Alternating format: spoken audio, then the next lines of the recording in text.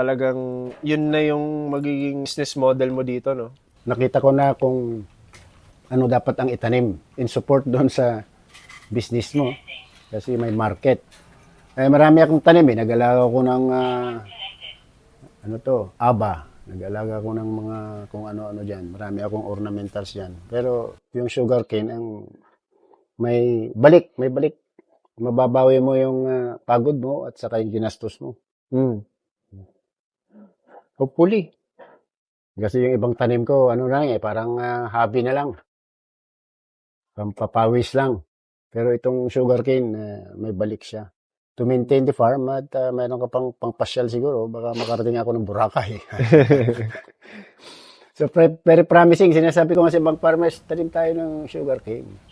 Kung hindi man mabili kung mabili ng juice business, di gawin nating suka, gawing asukal.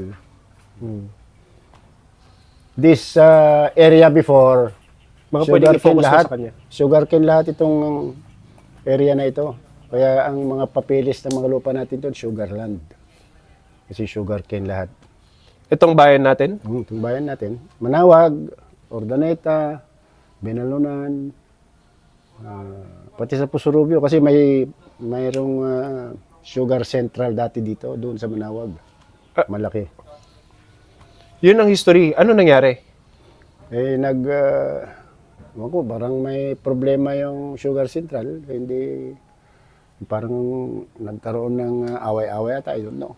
Bigla guminto. So, yung mga farmers, nagtanim na ng kung ano, palay, mais.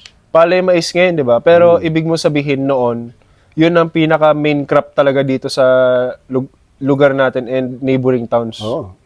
Tapos, nung pumasok ng irrigation, yun, nagpalay ang mga tao. Wow. Good to know, ah. Talagang, ito noon, talagang sugarcane land lahat. Parang Tarlac. Parang Tarlac. Pero humina ata yung sugar industry. Nalugi siguro itong Manawag Central. Stop operation. So yung mga farmers nag-ibang tanim. Kailangan natin palakasin ng sugarcane industry, no? Oo. Para mayroon namang alternatibo yung ating farmers. Ngayon, mura ang palay. Sabi ng iba, mas maganda na magtanim ng sugarcane. Kasi yung palay, mukhang walang kita ang farmers. Napapagod lang. So, siguro, ibang farmers, baka magtanim na ng sugarcane. Lalo kung gumanda ang sugarcane juice business, maraming papasok dyan. Kaya napakalaking opportunity talaga. And also, hindi lang naman sa juice concept talaga ang ang nakikita kong opportunity dito na magkakaroon ng demand. Marami rin makaka-discover ng mga byproducts din ng sugarcane like muscovado, sugarcane vinegar, mga ganyan. Actually, pwede nilang pasukin yan yung mga kooperatiba ng mga farmers. So, yung iba, pwede na silang mag-transition talaga para magkaroon sila ng alternative. Ang local government may programa to support yung sugarcane farmers. Kasi nung may naiiwan na 40 hectares na tinatamnan ng sugarcane dito. So in support to that, muscovado at saka vinegar.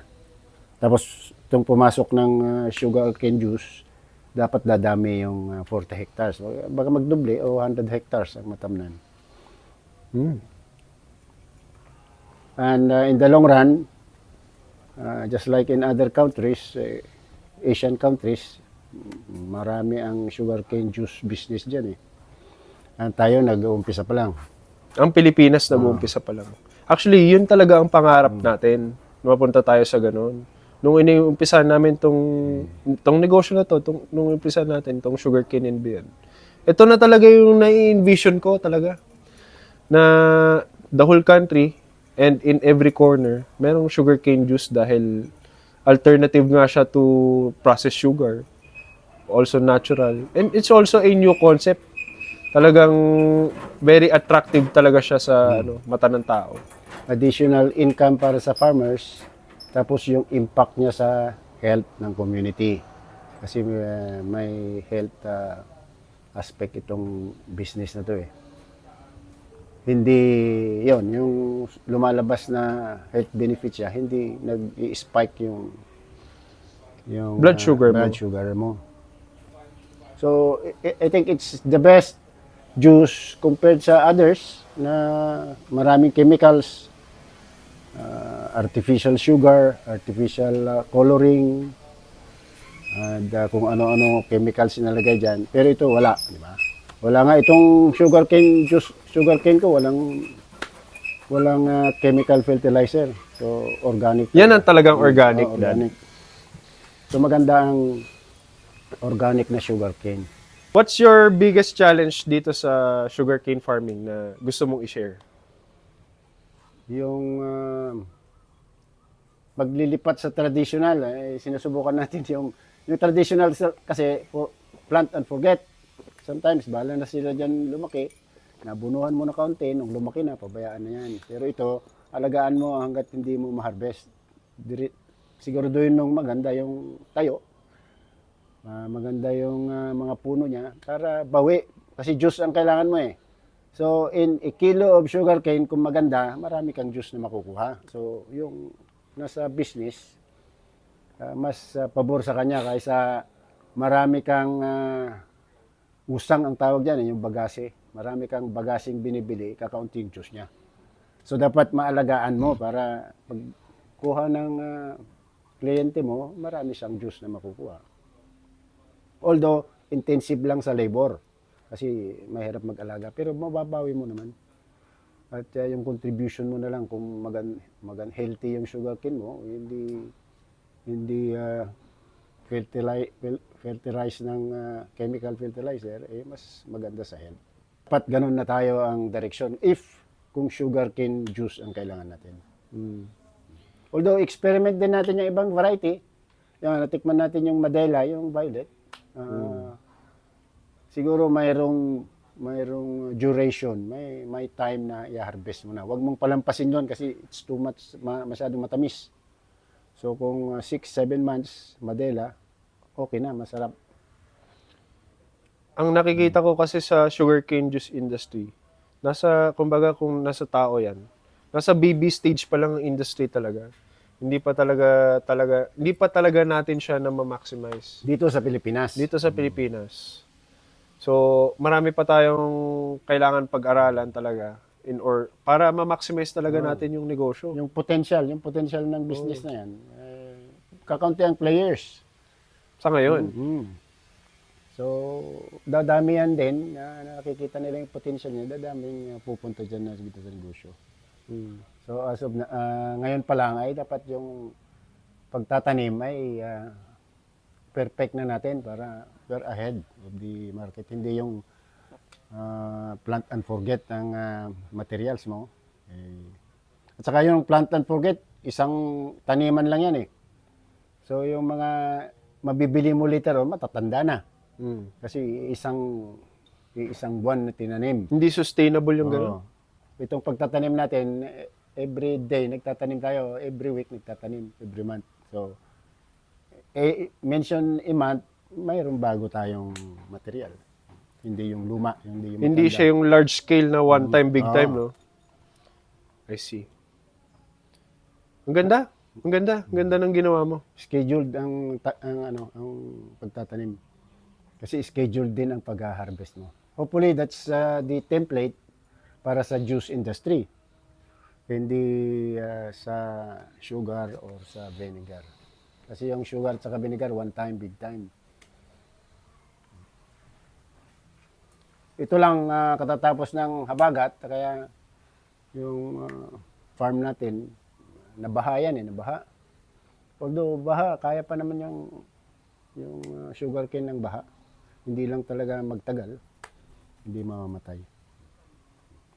Baka meron kang message na gustong ibigay sa ating mga viewers. Itong sugarcane juice na sinusuportahan natin, kaya nagtatanim tayo ng mga materials for sugarcane juice, ay malaki ang potential niya. No? So from planting to transportation to doon na sa market, maraming involved na mga employee, maraming labor na nakikinabang. So para palakihin pa to siguro ang ating mga health conscious diyan, mga kababayan natin, tangkilikin natin itong juice business. Hindi ka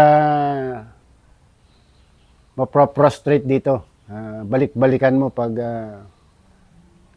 nagustuhan mo, no? Pag natikman mo, balik-balikan mo. Ako natikman ko rin yung ibang drinks, masyadong hindi ba ako hindi kasi masyado sa mga drinks na ganyan. Mas maganda sa akin itong sugarcane juice. Kaya ako nagtatanim ako pag nagpupunta dito, yung sa Ilocano, os-os. Nag-os-os din ako dito. Sa simpleng salita, dahil sa pagka-natural niya, tanggap ng katawan mo. Yun. Unlike yung mga ibang drinks na may chemicals, nire-reject ng katawan mo eh. Nagkakaroon ka ng spike ng blood sugar, minsan nahihilo ka. Tama yun. Tama yun. So ito, accepted talaga ng katawan mo. Tanggap ng katawan ko yung walang halo. Natural lang. So, kayo rin dyan. Subukan nyo. Baka ganon din ang epekto sa inyo. Itong sugarcane juice. Suportahan natin ang sugarcane juice industry sa ating Pilipinas. Nag-uumpisa pa lang, hopefully makarating tayo dun sa inaasam-asam ng mga players dyan sa sugarcane industry na yun ang unahing inumin ng ating mga kababayan. Ganda. Suportahan natin. Magtanim tayo. Ganda. Thank you. Thank you, Dad. Thank you. Thank you for this visiting me. Thank you for visiting me, but you disturb my routine. Hindi na ako nakapagtanim-tanim dyan. Salamat. Thank you for this conversation. Very inspiring. Okay. Parang nabuhayan. Thank you for the visit. Alright? And thank you for the juice. Salamat, guys. Sana meron kayong mga natutunan at subaybayan po ninyo ang ating mga content. Marami pa tayong mga i-upload. Alright? Bye-bye!